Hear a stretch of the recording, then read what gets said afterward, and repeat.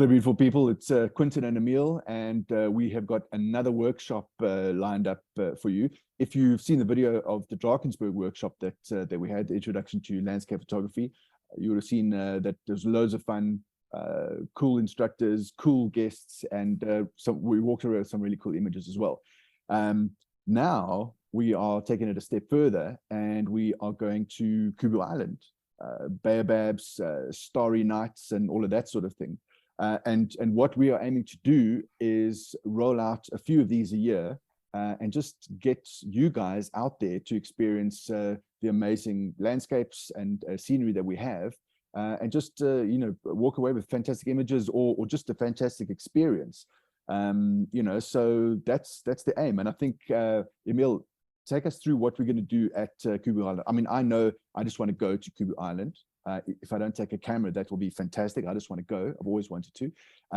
But, you know, those sort of night star trails, you know, all of that sort of thing, man, there's got to be some fabulous images there, hey? Well, yeah, so Kubu Island is one of those bucket list locations for people who are doing astrophotography. It's, for those of you who don't know, it's on the edge of Soapan in the center of Botswana.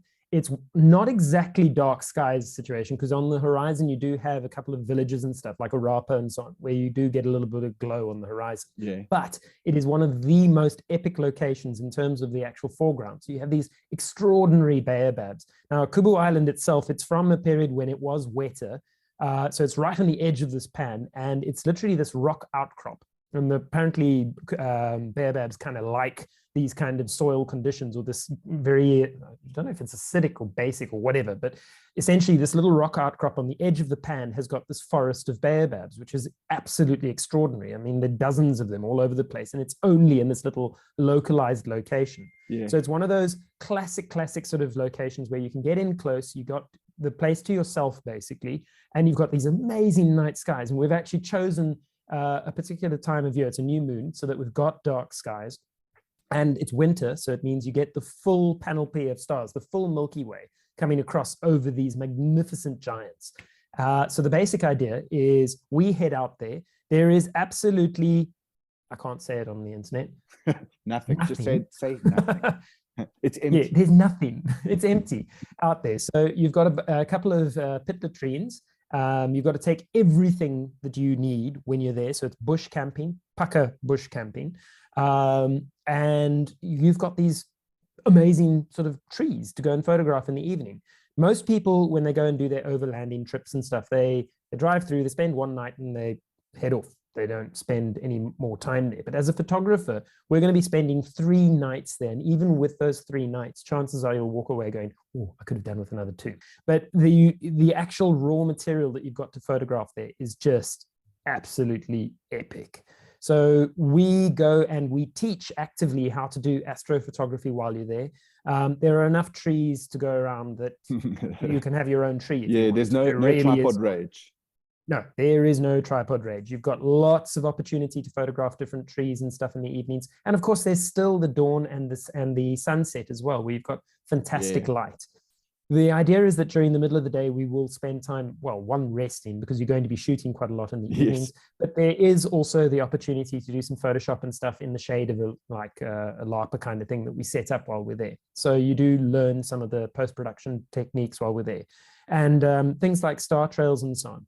We'll show you how to construct your star trail. We'll show you how to get it all put together properly in Photoshop, how to get rid of noise, what are the best settings for shooting the astro landscapes and stuff. So it is a really, really phenomenal trip.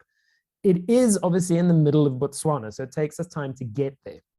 So we leave Pretoria on the 30th. We drive up through to Kama Rhino Sanctuary. We can do this in convoy, or we can meet all the guests there. We camp one night in Kama Rhino Sanctuary, which is a lovely place and a great sort of stop to go and photograph some white rhinos and just have a little bit of a bush experience as well. Yeah. The next day, it's about a 3-4 hour drive from there on rough roads. Okay, so it's tar through to Urapa, and then we get off and it's like a sand pit. So you drive along there through to Kubu Island. You cannot access this road in summer, incidentally, because it's flooded. Yeah. So the only time you can get there from this particular route is in the middle of winter. So we head off there, and we'll get there around lunchtime. So you can get a chance to look at the trees and everything, figure your way out about what you want to do. And then from there, it's just photography for the next couple of days, or three nights. And then we head back and spend another night at Kama Rhino Sanctuary, this time with more time, because obviously it's only 3-4 hours between the two. Yeah. But it's a good 6 or 7 hours, call it 8, to go from Kama Rhino Sanctuary through the border posts and everything to get to back to Pretoria and Johannesburg. And at this point, just remember the destination is the journey, or the journey is the destination. Anyway, Yeah, the whole like thing, you know, driving across the pan, the dust, Africa, you know, etc. Oh, it is. The photography that goes along with that. Well, some people, their only experience of Kubu Island and Soa and Makgadikgadi is actually made famous by Jeremy Clarkson. Yeah. Did you? Yeah, there's that Yeah, episode where they drive across. That's the pan they drive across. Yeah. So they go from Nata on the one side, which is the Nata Bird Sanctuary, and they drive across the pan and they come out at Kubu Island. So yes, we're not doing that because we don't have a multi-million-pound film crew to fish us out if we get stuck. But yeah, unnecessary fun. But our goal there is the images, which I think speak for themselves. The nights are going to get late because, of course, it's not just doing the star trails take a long time. We actually leave the cameras out while we go and have supper, that kind of stuff.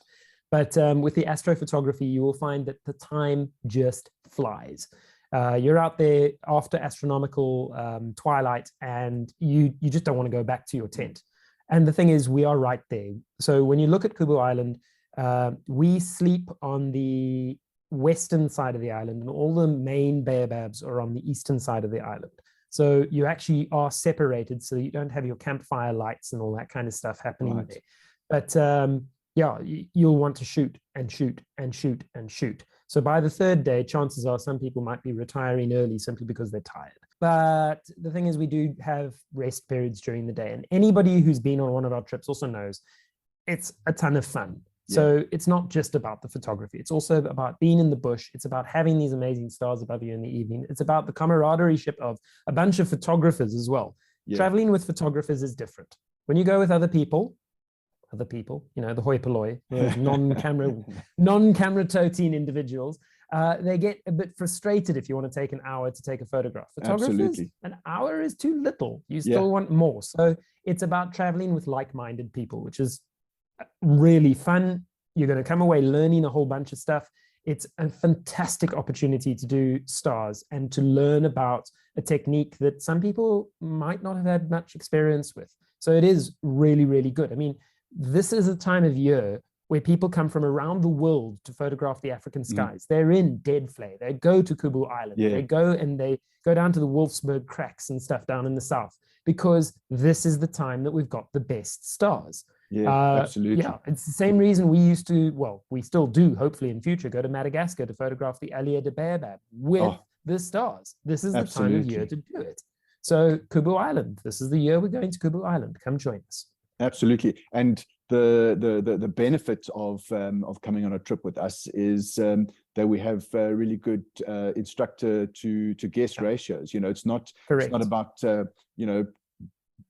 bringing a whole lot of people. It's there so that you can get as much as you can out of it. So we're looking at 1 instructor to 3 guests. That sort of maximum, 1 to 3, so that we've got that one-on-one interaction, because it is difficult sometimes if somebody's never done astrophotography. You want to know that you've got somebody there to help you through it. So we make sure that there's plenty of instruction available. The one thing to be aware of is, as I mentioned, it's not a It's not an all-inclusive package tour where we sit you on a bus and you get there. You've got to get there yourself, which means it is for the 4x4 community. You need to have a 4-wheel drive or at least access to a 4-wheel drive. If you want, we can help arrange a rental of a vehicle for it.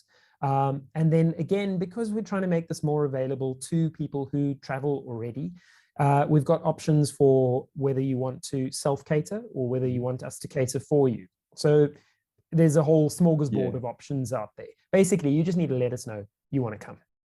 Can't wait to get under the stars with you. Oh, that sounds dodgy. Sounds dodgy. Fantastic. With a camera. That's even worse. No, hashtag no filter. Oh, God. Just come join us. It's a whole bunch of fun. Absolutely. As you can see, this is the kind of thing that you'll have all the time, 24/7. Join us. We can't wait to see you there. That'll scare them off.